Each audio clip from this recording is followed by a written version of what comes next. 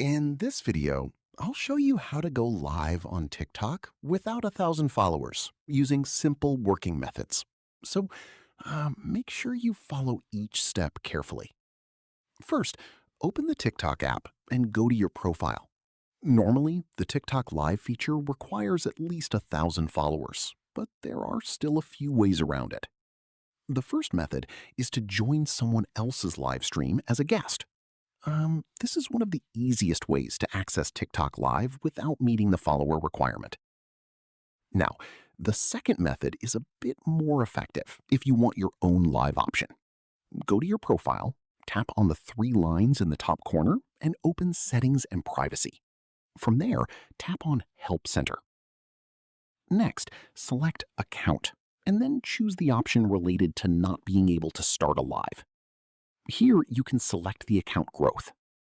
And now tap on Need More Help button. Now you can see the Live button. And yeah, that's how you can go live on TikTok without 1,000 followers.